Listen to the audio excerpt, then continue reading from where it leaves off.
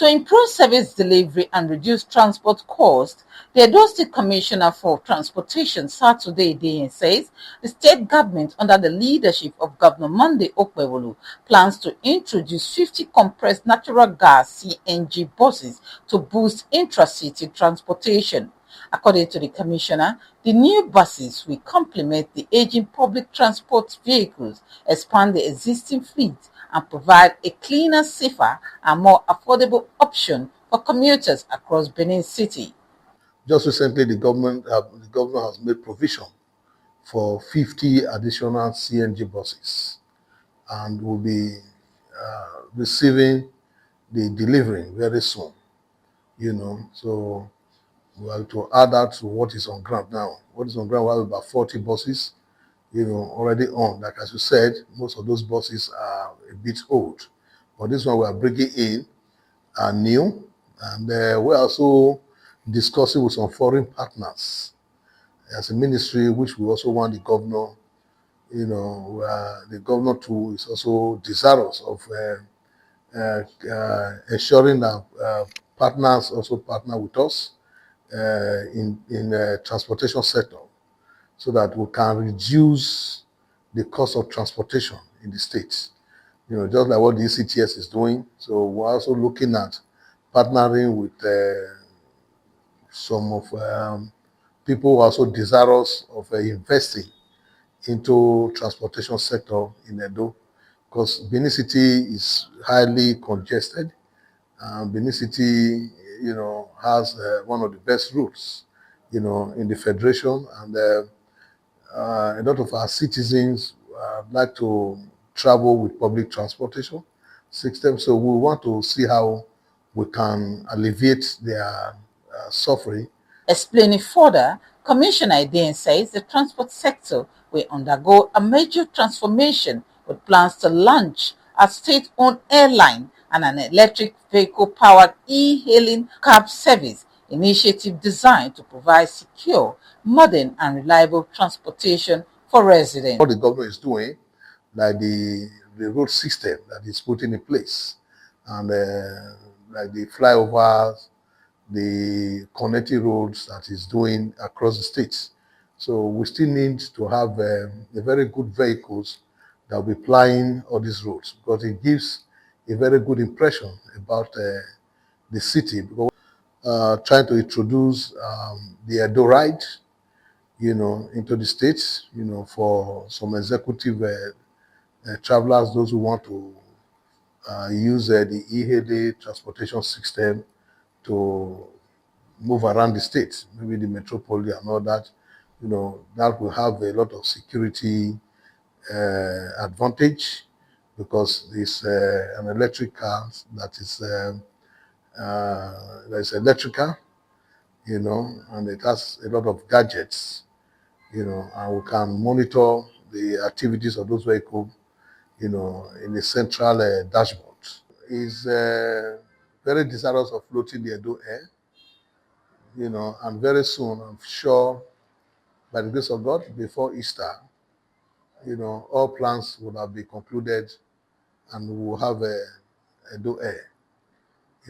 It's the governor's desire that Edo too should also fly pleasurably, safely, and to other parts of the country, not just through the land, also through the air.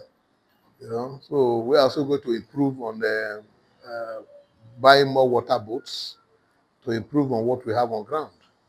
So the government is conquering the land transportation system, is conquering the air, and also the water system. Commissioner adds that the government will strengthen road transport safety through strict enforcement of traffic regulations and the establishment of a rapid response squad to promptly handle road emergencies.